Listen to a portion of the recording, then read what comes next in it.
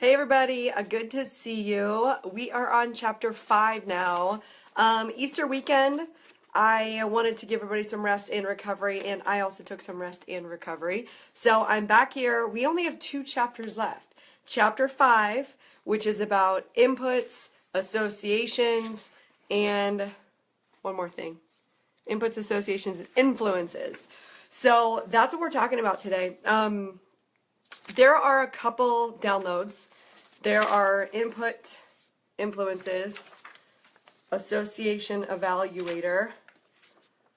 Here, I haven't filled this out yet. And then who you want to limit association with, expand, and then be mentored by. So first I want to talk about inputs. This is huge. When you write it out and you actually see how much time you're spending with doing these certain things, it really makes you realize why you may not have a lot of time to do the things you want. So, ironically for me, I don't watch news, I don't have cable. I briefly had it maybe like 1 or 2 years ago, but I didn't get a great deal of value in having cable and watching the news. So, as I go down this input influences, you list your activity, so whatever it is, how much time you spend per day, then you total it per week, then you total it per year, which ends up being kind of major when you look at it that way. So reading the newspaper, I've never done that. So part of this I always kind of felt bad about because I'm like, I only pay attention to myself and what's going on in my world, but I try to keep my world like sheltered, and I guess I just didn't really bother myself with outside influences and inputs. So it's kind of cool that this book is validating that. So what's up, Logan? So I don't read the newspaper. I don't look at any of the news. No morning news or TV programs. No news radio in the car. I actually listen to K-Love radio in the car, which is Christian radio that has no commercials. So I don't even hear a commercial in the car. Evening news, I don't listen to. TV news during the day, no.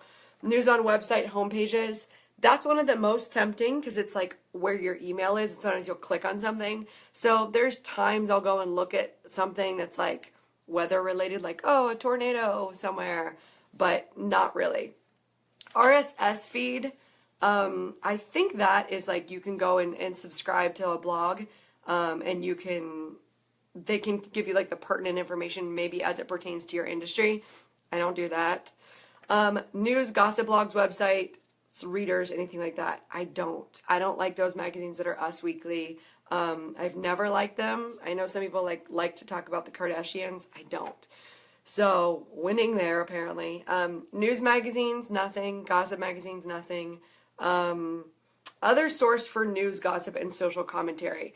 I think this one, the biggest one for me personally, is going to be Facebook and Instagram.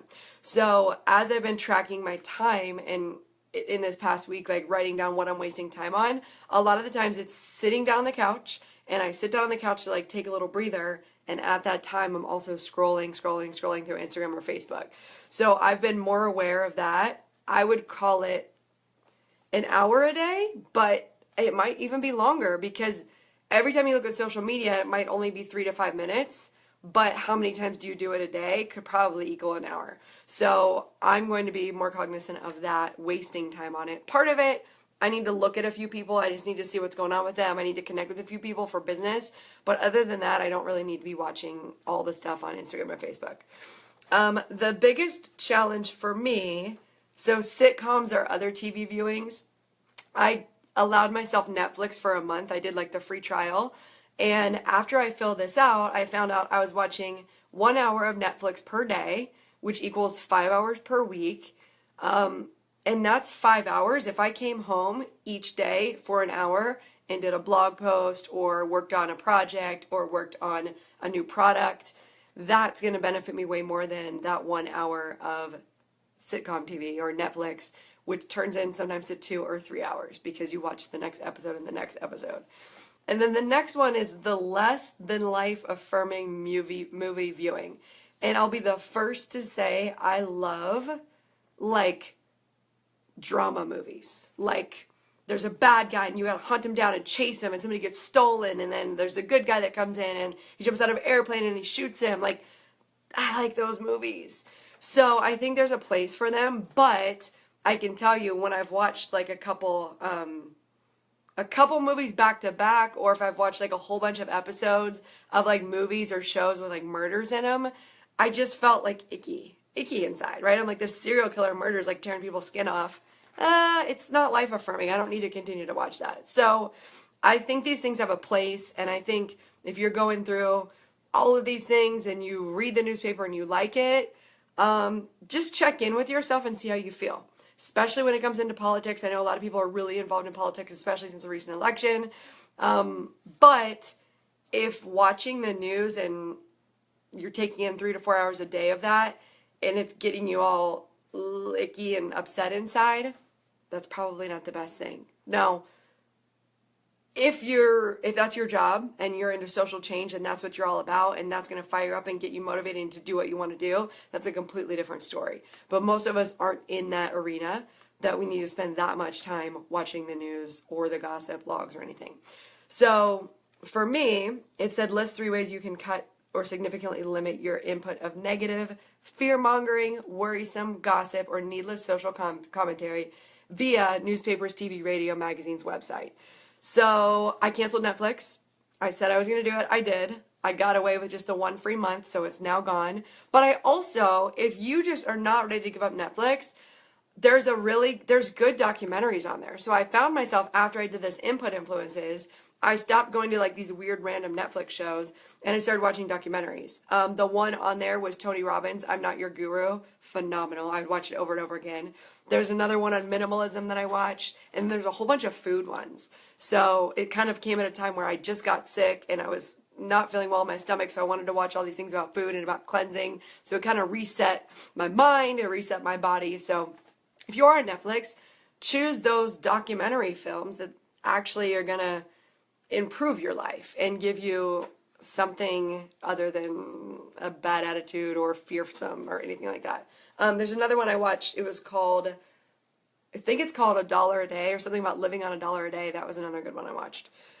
Okay, so TV Free May is coming up. I did it last year, but I'm going to do it again this year. And in combination with it, I'll be launching a program. So I know a lot of people, I haven't launched a program in a while. I haven't done any nutrition coaching in a while. So I'm wanting to launch a program and a boot camp. So if you guys are interested in that, let me know, definitely. I want to get a head count on people who are interested. I'll have more details coming. But the whole point is, if I'm not watching TV for an hour a day, then I have time to do this other stuff. And what my goal is to serve and help women and to improve people's lives. That's not happening if I'm watching TV. So there might be somewhere where you want to give back and you're like, maybe I could go volunteer somewhere 1 hour a week and not watch TV that night. So that's what I'm doing for TV Free May.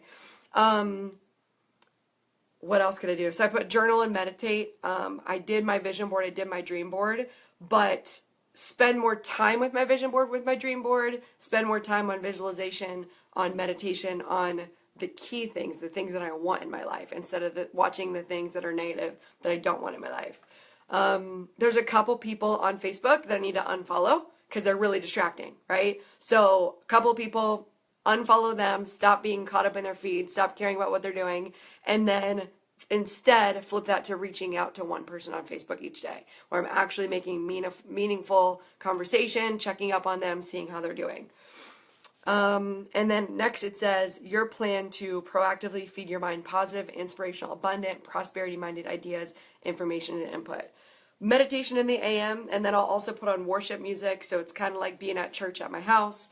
Earn Your Happy podcast is a good one I like to listen to. Joel Osteen, Joyce Meyer. All these new books that I have on Audible are really helping. There's some about how to manage your money, Total Money Makeover, Dave Ramsey. There's The Compound Effect, obviously. There's another one I'm listening to, You Are a Badass is another great one. I love that one. So these are all things that just get you fired up, make you, at least me, gets me fired up and makes me feel positive. Success in Business podcast, Jocko podcast, Unbeatable Mind. There's another one called Sports Motivation. I forget the guy's name, but it's like a motivation podcast for physical stuff. The Science of Getting Rich is another one I have on audio. and richest man in Babylon. Read the Bible, devotional daily. So these are my things. Yours are, of course, going to be different, but I challenge you guys to go through these and find out what you're spending time on, and especially tune into what things are draining your energy and are not making you feel good. The next one is association evaluator. So we've all heard it. You're the sum or the average of the 5 people you spend the most time with. And some of us really don't have a choice with who we spend time with, right? Because we work with people that we don't have a choice who we work with. And you're spending 8 or 9 or 10 hours a day with these people. So you do have a little bit of control, right? There might be somebody who's particularly negative. You don't need to sit at the lunch table with them. If they're going to be gossiping, you can remove yourself from the situation. You can go on a walk during your lunch break. You don't have to be in that negative environment. You can take yourself out of it. I've had many jobs where the people would just have low-level conversations and I didn't want to be involved in them. And sometimes it came off as me being snobby or not part of the group. But honestly, my health and well-being and my internal energy are better when I'm not around people that are negative and gossipy and they're complaining about everything. So my choice is I interject into the conversation and I try to interject the positive, and I can say, well, hey guys, like this is cool because this, and you know, this is a growth opportunity and we're learning and whatever. You can try to be the positive one, but if you're amongst a group of super negative people, there's 7 of them against 1, you can be positive for a little while, interact with them, be polite, and then just end up eating lunch elsewhere without them. And I think that's completely fine. There are probably some people at work that you would like to be closer to, or maybe you get along with them, and maybe you want to learn about them a little bit more. So in that way, maybe you guys have things in common. You can actually grow and expand that relationship, especially if it's somebody that you get along well with, they're nice, maybe they do a great job at work, and they always have a positive attitude. That's somebody you want to be around. Now, the people we can control, our spouse, our significant other, our family to an extent, right? You're going to have probably some family that you feel energized around, and then some family that you feel drained around. If you can, spend more time with those people that energize you. Now, the biggest thing that I think that we can control is joining clubs or groups of people that have the common experience that we have. So if you have somebody that loves dogs and you want to go hiking with people that love dogs, that's great, right? Gets you active. You guys have similar goals. If you're trying to do a weight loss goal or you're just trying to be more active and more social, joining a club like that. I would say alternatively, probably a drinking club would not be a great club. Maybe if you're a wine salesperson and you need to be in that arena, that would be a good networking thing. But most people, for their goals, you're probably going to want to go more towards active and healthy and positive and life affirming versus hanging out at a bar weekly with those people that have been at that same bar for 15 years.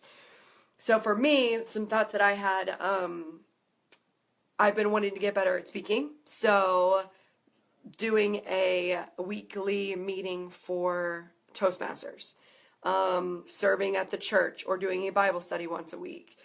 I think that, or volunteering for homeless, building houses, anything like that that's going to help and allows you to give back, and being around other people that want to give back is going to help you.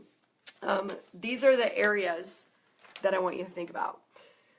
So think about those 5 closest people, and you can write their names down, who you spend the most time with.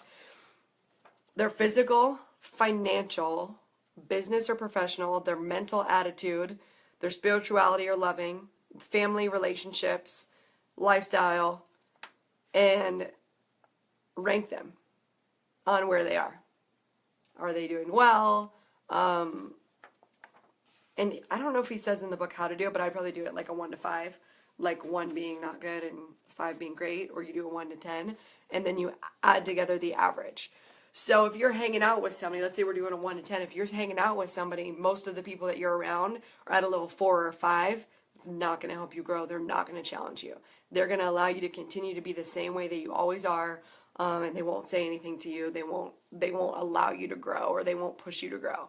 Versus if you got some people that are in there, they're at an 8, 9 in a lot of the areas, they're going to challenge you and push you to grow, and they're going to give you the things that you don't really want to hear sometimes, but that ultimately you kind of let it sink in, you let it soak in, and you're like, yeah, they're right.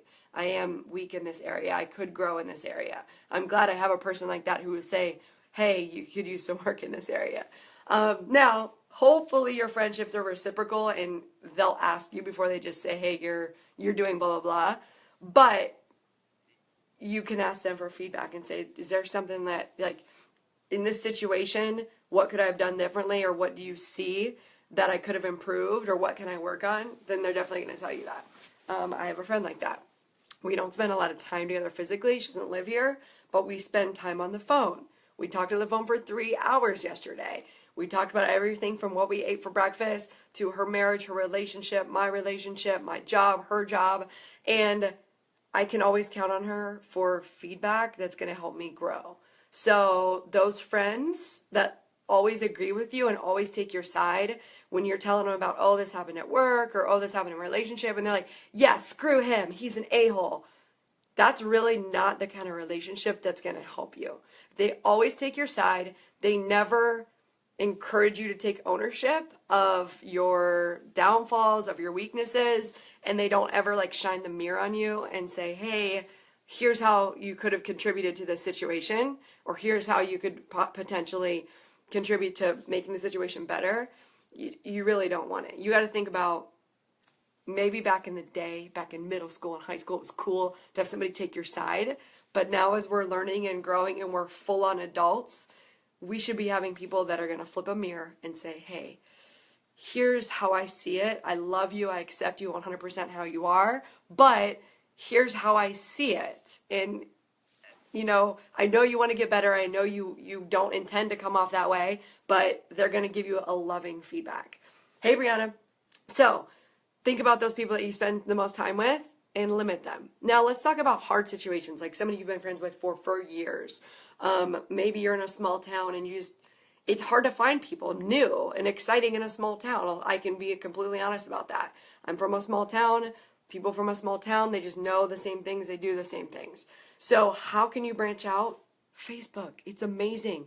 You can get in all these mastermind groups and these business entrepreneurial groups, people that just want to move their life forward. If you're in this group, that's great, right? Like, even if you're from a small town and everybody around you seems negative, you can take the effort and step out and connect with people that are going to help move you forward, even if you can't physically be with them. Now, if you can physically be with them, it's phenomenal. I've gone to so many retreats and met women that I meet them for the first time and now we're friends for life. That's just the way it is. Because it's something about being in person that makes the connection even stronger. So if you can make it one time a year to go to a retreat, then I would do it. A couple of retreats I can recommend to you. If you're in the fitness industry, fitness world, FMI, it's Fitness MBA. FMI Guild, if you want to look it up. I try to go every year. It's in Southern California, so when I lived in Southern California, it was easy for me to go. Now I kind of have to figure out where I'm going to go, which one I'm going to do each year, but it's phenomenal. I've met so many people there. Another one, Jill Coleman has a mastermind. I was in the mastermind for the past 2 years, going to those live events. She has a retreat here in Asheville, North Carolina every year. If you can make it to that, you're going to meet a bunch of women all starting off their journey on the online business space. Also, there's local places. Here in Raleigh, Vend Raleigh is for local women entrepreneurs and mompreneurs. I've gone to some of their events, and it's great to meet women who are doing the same thing that you're doing. You're just in the grind, hustling, doing it. If you're in the fitness world and you're local to Raleigh, North Carolina, let me know, because I want to do a retreat, a workshop, where I get a bunch of women together. We do some yoga, we do some stretching, we do some mindset work. So finding a place, even if it's a church or if it's a meetup group, you've got to do it. You've got to step out and improve your life because of the influences that are coming in. Back to a couple things. The gratitude assessment. If you guys haven't done that, do that. If you haven't visited the resources page yet on the Compound Effect, go to thecompoundeffect.com/free. I'm still working through a lot of these. But let me give you some tips. I like to start with the easiest first, although I'm reading a book called Eat the Frog that says do the hardest first. The gratitude assessment to me was easy. There's so many things to be thankful for. Input influences was easy. It's easy for me to say, how much time am I spending? Association evaluator, that should also be easy. That's just who you spend the most time with. Some of the ones that are going to take a little more time and thought are the life ones, like the life goals, the ones where you really sit down and you kind of spend more time on them. So for those, I would do it first thing in the morning so you're ready to go, you're not drained. Make it part of that morning ritual when you're starting to get up early, you're starting to get moving, you sit down, you just start doing that right away. I like to do it then because you're fresh, and because in the mornings, it just feels like a world of possibility. You're like, I could do anything. Oh, this is great. Like, I could fly. Like, I could go to Jamaica. Like, whatever. For whatever reason in the morning, I just feel like there's all these possibilities. I'm doing my gratitude journal. I'm praying. I'm meditating. And I'm like, wow, life is just great. And then sometimes at the end of the day, you have to remind yourself that life's great because stuff happened to you through the day, right? Like, normal stuff that happens every day. You've got to reassess. Couple things that he says is read 30 minutes of a book before bed. So I've got a couple different things. I got a bunch of devotionals. Joyce Meyer, Ending Your Day Right, Big Magic. This is all in my drawer beside my bed. I Declare. This one I like for the mornings. I Declare by Joel Osteen. Love and Respect. That's a little bit more deep. It's not like easy. The Shack. I loved this one. So, find a book at night. De-stress from the day. Really remind yourself what you have to be thankful for. Really remind yourself that... Where's the other book I'm looking for? The other book I'm looking for is called The Power. And if you can read The Power every night, I think it would be phenomenal for resetting your law of attraction and your positivity. I call them your positivity receptors. Like, the more positivity you put out, the more you get back. The more negativity you put out, the more negativity you get back. So if you've just had a crappy day, one of those days, I want you to reflect and count your blessings for actually what happened during the day. So, for example, I woke up late, and then I got to work late, and then my boss yelled at me, and then I spilled coffee, and then we had a meeting that ran over, and I didn't get to eat lunch. So this could just go on and on and on and on and on throughout your day, and it keep getting worse and worse and worse. However, you have control over your reaction to all these things. So let's say you had this crappy day, be like, wow, really? None of this stuff was that bad. I'm still alive. I'm still healthy. Maybe me being late was to avoid a car accident, right? Maybe my boss was just having a bad day, and tomorrow I'm going to come in early and I'm going to bring in muffins for the office. Or, let's see, maybe I didn't get to eat lunch, but that's okay because now I have room. I can eat this whole dinner or something. Like, there's always something positive, and I know people, especially if you're super negative, how I used to be, you're like, yeah, that's just annoying. That doesn't work. It works. It works. You can turn anything into a positive, and instead of asking why is this happening to me? What's going on? You can literally just say, what am I supposed to learn from this? And then what was my role in this situation? So if you were late for work, there's got to be some ownership there in what was my role. Did I stay up too late the night before watching Netflix, which I already knew I wasn't supposed to be doing, and then I hit snooze on my alarm 7 times, and then I took a little bit extra time, trying to get out the door, and then my boss was mad at me. So taking ownership of it and then figuring out how you're going to change it for the next day, phenomenal. So that's it for chapter 5. We will be going over more of the pages. I want to go over all of them before the end. And then chapter 6 is the last chapter. So, segue, I want you guys to start to think about what your commitments are going to be for TV-free May. And for TV-free May, I will be offering something for you guys. So let me know what you want. If it's nutrition, if it's mindset, I have a bunch of things I can offer you. I may offer 2 or 3 of them just to let you keep the momentum going and work on something while you're doing TV-free May. Okay, I'm going to go. See you guys.